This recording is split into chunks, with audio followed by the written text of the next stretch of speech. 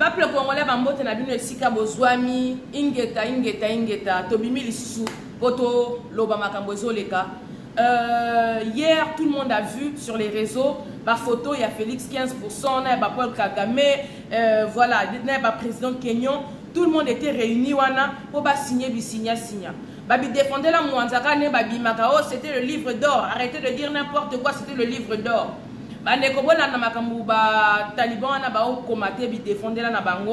Félix il est parti pour signer d'autres accords pour faire rentrer l'armée kenyane au Congo. À cause c'est un renfort parce que comme tu as dit, Félix a signé un accord pour East en Africa pour que la RDC fasse partie des pays de l'Est.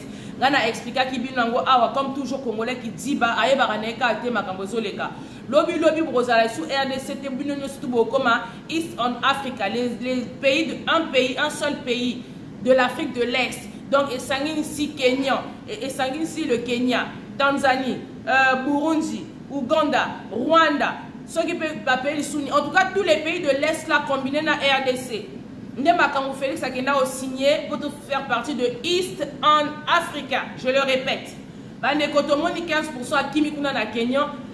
Na Kenya kuna a signé pour batindela esco armée kenyane na Congo. Na lobby boy. Monsieur là prom les anines. Toza déjà na ba armée et belé na kati mboka wana bo bimisi bango. Bo lukeli bango solution et ba armée belé ça na kati na Congo wana. Ba armée aussi la maman des troubles. Ba so boma. Armée tanzanienne, armée ougandaise, armée burundaise, armée rwandaise, et ça déjà na kati ya Congo wana okoti sa bango pona état de siège na yo. O eza échec total. Siko ba armée wana nyoso basa na Congo, papa 15% obimisi bango. Est-ce que tu les as sortis? Mais yo wana kuna mbangwe na Kenya kuna po o signé kuna pour que les troupes kenyanes viennent rentrer. Yo siko yebisanga nani ba armée yo no kotisa okoko maîtriser bango asko ko yindisa su na Kenya ba Kenya ba ya okota. En plus le pire c'est que c'est que des nilotiques qui rentrent. Yo kanisi que ba Kenya wana bango no surtout c'est le tabac de la même pipe. Tu prends le Kenya, tu prends la Tanzanie, tu prends le Burundi, tu prends l'Ouganda, tu prends le Rwanda, c'est tous des nilotiques, ils se ressemblent tous, c'est la même famille. Bah Éthiopien bah ils se ressemblent tous. Yo ce que soit ba Kenya pour yo côté yo kanisi ba côté la yo 15% to ba ko sécuriser ben terrain na bango oyo signa ki na East en Africa. Pour ba troupe ba rébellion na bino wana besoin de créer yo na ba parrain na yo wana ba Kenya ils viennent sécuriser parce que toi tu étais parti signer pour rentrer dans East en Africa. Donc ba mobulu na bino bo sala lui il doit sécuriser fois la est-ce que ba sala ba lo yenge ezo toucher ba business na biso. Boni boeli kamnini. Ton mon yoko comme un livre d'or et tout ça là nos retrouvailles avec mon frère. Donc na lobi boy les Tshisekedi bino ba Christian na lobi la famille Tshisekedi yango bo rejeta 15% tonine azana problème ya fraternité il aime trop les délires de mon frère na lobi boy vous les Tshisekedi papa Titi il a fait beaucoup de garçons bon bando rejeter Félix tonine hein. Quand nous avons frère partout, tout le monde est son frère. Il ne sait pas dire mon homologue. Yo ici mon yoka Kagame alobaki non Félix Tshisekedi c'est mon frère. Hein? Mon yoka président Nanyango qui a appelé son frère son homologue mon frère. Tout le monde dit c'est mon homologue président, mon homologue président. Yoka Kafoka ba comme ma frère na oli kambunini. Hein? 15%. Les Tshisekedi, vous les enfants Tshisekedi, les chrétiens Tshisekedi, vous êtes belé pour nous les enfants Tshisekedi. Vous rejetez 15% Tony. Hein, vous l'avez trop rejeté, il en manque d'affection fraternelle. Hein, pas que nos frères, il y a ma crasse par-ci par-là. Et puis quel genre de frère? Bah frère les nilotiques. Il y a ma frère au moins il va bantouter. Hein? 15%. Ba frère oyo lukara omoni ba bantu te omoni ba Brazzavillois te omoni ba Gabonais te omoni ba Angolais te hein omoni ba Camerounais te ça ce sont tes frères bantou on a son lobby en tout cas mes frères Brazzavillois wana ton ennemi mes frères angolais, mes frères gabonais, mes frères camerounais, mais yo ma frère tanzanien, mes frères rwandais. Mais, papa a un problème, si comme on est connaît, donc, lobby Félix, il est parti en tout cas au Kenya. Bon, on a photo quand il est dans les réseaux sociaux. Tout le monde est parti signer. Tout le monde, en tout cas, voilà, ils ont signé leurs accords. Accord signé, c'est les faits. Bon, Félix, il est là pour la paix. En tout cas, il défendre la mondiale. Ça, vous avez vraiment un problème. Hein. Chers amis peuples congolais, mobilisation générale. Bolimbisa. Peuple congolais, l'heure est grave. Mobilisation générale.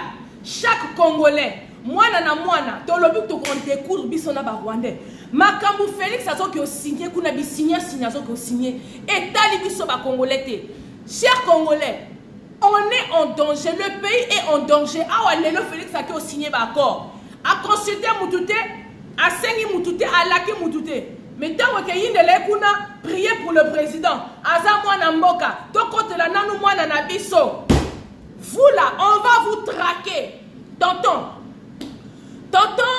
Taliban, Toyoki message na oloba ki wana olobi que non Félix a que retiré signature na ye na East on Africa.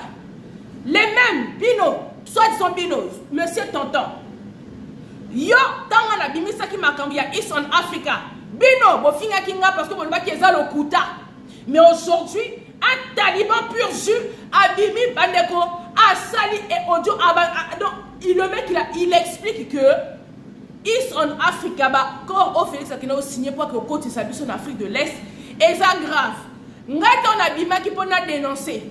Jenny Foutita abima qui peut dénoncer. Donc dénoncer ma East on Africa oyo. Bozo mon abiso batomi tout, bon mon abiso batoma boma. On vous dit que l'heure est grave, ma cabosa grave. Félix lui signa. Il nous met dans une merde pas possible. Dans ce moment, yo au sali vidéo pour le que non Félix. Donc il croit toujours en son frère Félix. Ah bah que non Félix. Donc quand on a signé que nous retirons un mot, sinon on va en le baquet au yela qui mission. Donc depuis le début, nous savons que Félix a une mission. Rwanda, Papa Honoré, il avait dit que Félix il est venu, il avait 3 missions. Blanchir les Rwandais, légaliser surtout les Rwandais, donc lui, aïe qui va intérêt à Rwandais, pour que Abim Saba Rwandais propre à mission qui nous bimba. Si vous le soi-disant tentant, tant que Félix a eu les cas qui awa, vous étiez tous contents. Eh, bisoba louba tozui, bisoba louba tozui. Les lois si vous le baké non, oh bisoba louba toza na katité c'est état les gars à Félix, mais bon c'est pas là qui t'a les gars qui, hein? Bon, c'est bien là qui t'envoie les gars qui, n'est-ce pas? Si on est là pour dire que non, Makamuto Loba qui puisse être aigle. 1000 ans d'avance sur vous. Tant que vous dénoncer, le tombeau récupérer information, on a beaucoup de digérer, on va dire que c'est trop brut. Bino c'est la raton. Après, tant que vous avez qui n'est pas sa raison et comme il est trop tard. Tant qu'on a belle la Makamango, vous avez qui wapi. Les loyaux tonton, le moulouba, tonton, soi-disant ceux qui n'annent. On s'est dit vidéo pour ça Félix qui a retiré. Mais nous, ça fait combien de temps qu'on dit à Félix va retirer la signature de Eastern Africa. Tu es parti nous mélanger avec les gens qui ne nous ressemblent pas. Banilotique, dans la culture moroté. On ne parle pas la même langue. On ne mange pas la même nourriture. On n'a pas les mêmes coutumes. Tout ça pareil. Même na bilongi to koganate. Nga kuna pesa kutu idée na Félix. Kenata ko sangana na ba bantu ba frère na yo comme ça to comme appela l'autozong ça le royaume Congo to comme ma force. Hein?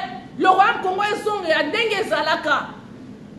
Bon fingi biso, on arrêtez de mentir. Si comme akambo bimi que oui, Félix il a vraiment signé. Donc dans quelques temps RDC disparaît, il n'y aura plus RDC, il n'y aura plus la République démocratique du Congo n'existera plus parce que la RDC sera annexée au Rwanda et le Rwanda na RDC est comme un seul et même pays. 15% de mon royaume Sakibinongo déjà quand il était parti en Côte d'Ivoire. Ça ne sert à rien. De la Mabélé parce que dans pas longtemps, Bissonio surtout aux Alaka pays moko, on fera partie de Eastern Africa. Maloba Félix, Toye Toyem Sibino, oh, Ozoko c'est la question Makamo. Si vous le moment que Makamango Zaki a solo, pourquoi quand on vient vous parler, Bokamakama Toy, si quand on l'a et comme Araka trop tard. Tant Toyem Sakibino que Félix, président du Congo, c'est un danger à côté Kabiteka Teka. Bobenga biso ba jaloux, ba tribaliste, ba tamite mamabe, ba mpangisto, bobenga nyonso. Si quand lelo vous êtes rendu compte que Félix a teki, non, pesa biteka teka. Lelo boyo regretter, boyo pesa biso raison. Mais nous ça fait déjà 4 ans qu'on dit ça. Oh bino bolamu ki lelo, nous ça fait 4 ans qu'on le dit. Boko kaka vérité te. Quand on vous dit la vérité, vous êtes des jaloux. Quand on vous dit la vérité, vous êtes des haineux. Vous êtes des tribalistes. Hein? Les tontons. On va vous poursuivre, on ne va pas vous pardonner. Tant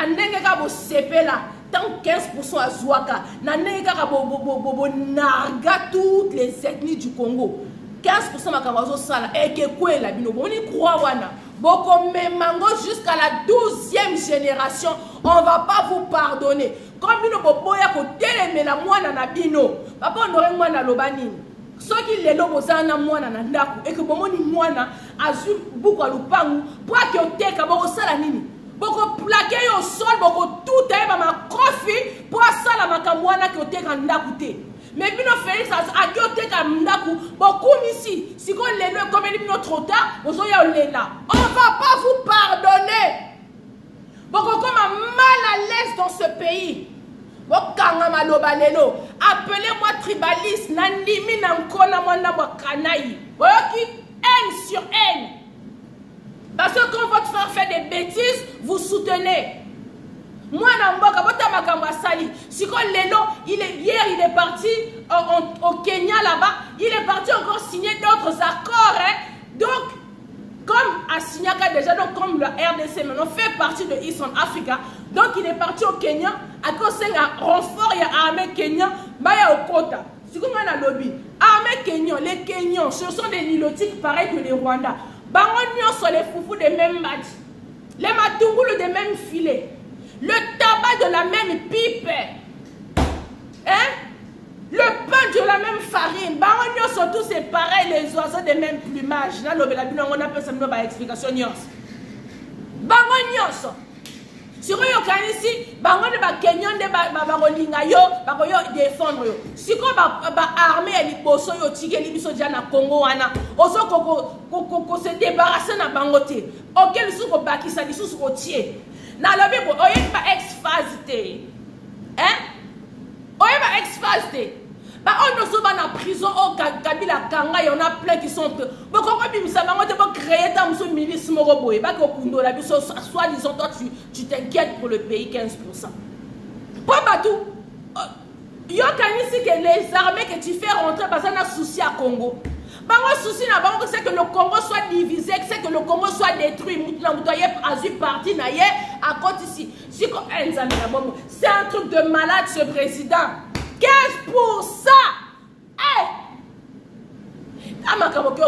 Je remercie nos retrouvailles avec mes frères. Mes frères, toujours mes frères. Ah, tiens, mais la maman. Attends, on a pensé à Rolobaté. D'ailleurs, ça y est, 15%. On relobisana va baba. Hein? Si vous les Kenyans qui vont rentrer au Congo pour pas défendre RDC Oana. Ba Burundi babimi. Ba Ouganda babimi. Ba Rwanda babimi. Ba Tanzanie babimi. Pour que quand tu es sous ba Kenyan. Hein? Si vous êtes Kenya, c'est la même famille,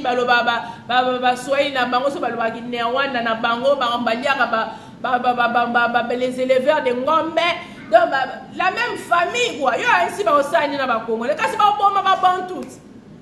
y a que le Congo là, il est jaloux. Tout le monde est jaloux de ce pays. Tout le monde, sans exception, tous les pays du monde entier sont jaloux du Congo. Catastrophe de bénédiction dans le vie. Nzambe attaque où on bénit les pays, mais il a abusé. Dieu a abusé en bénissant le Congo. Donc, il a béni le Congo en désordre. Ah, vous êtes en poto. En France, Poutine a gagné gaz. Nous ici, là, on sent gaz de Moboulou. Quand hiver, hier, on doit chauffer la maison avec le gaz. On prépare avec du gaz vanille. Ce que France a dans gaz, de mon appelle ça gaz Poutine. Poutine, il a fermé les robinets du gaz. Donc, tu as évité au souk à l'ennemi, à l'issue, on n'a pas poté dans les mois à venir ici avec les gaz. Pour gaz et que matalisou plus. Mais pas n'habite sur le Congo, dans le lac Kivu, on a une quantité de gaz qui peut alimenter tout le monde. Dans le pays Europe, dans le pays Afrique, dans le pays Américain. Tout le monde entier, au moins pendant 60 ans. Donc, awa, niveau de la guerre, ça. Dans les gaz, Poutine a boyi. Je crois que la France va venir se servir dans le lac Kivu. On a déjà gaz. T'as vu ma miss. T'as vu la terre, kaka, ma belle n'a pas fertile. Otien Ngouba et Bimi. Otien ma tembele, oloni ma tembele Bimi. Donc, si on sort aux yeux sous-sol, nous n'en parlons pas. Ah, on va Bazouaka Est. Mais le Congo, c'est grand. Il y a le nord, il y a le sud, il y a l'est et l'ouest et le centre. Et donc, vous dire que les minerais ce sont les minerais de l'Est. Il y a sud, il y a nord, il y a centre. Tout le monde entier, sans exception, jaloux, il y a RDC. Parce que, donc, Russie a son désordre, catastrophe donc de bénédiction. Mais biso kaka tolelaka nzambe sunga. Yo kanisi ba Kenya wana ba koti ba yo aider pourquoi? Parce qu'ils ont leurs intérêts. Parce que lobby to comme on koti sa biso en Afrique de l'Est wana. Ça veut dire que RDC est comme il y a bango parce qu'on fait un seul et même pays. Si on a East Africa, on a pays wana ya otoko ma biso nyonso wana. Yo kanisi na nwa oza le président. C'est pas mi kwape. Kasi mi kwa ba muta la présent na bisoti. Mais kasi ba ko boma biso diet. Ko bi no ba bantu. Ba nilotique. Tout le bana munoko nini. Mais on voit les tontons talibans qui pètent les plans. Félix, sala kanengo sala na Genève. Dans la soba tonton na fingo pambe. Oh, ça fait 4 ans qu'on parle. Ba mato ima ngongi bo finga biso na ba sorte nyor lelo yo lamuka. Na fingo makamba salité. Tonton Nisuzu. Au Salakanengo Sala de Genève, qui nous retiré signature ya East Africa. Mais on a l'obangot. Ton lobby, combien de fois qu'on retiré signature? Hein? Yo so lobby de Sayelo. Hein? Vous, on ne va pas vous pardonner. Les talibans, on ne va pas vous pardonner.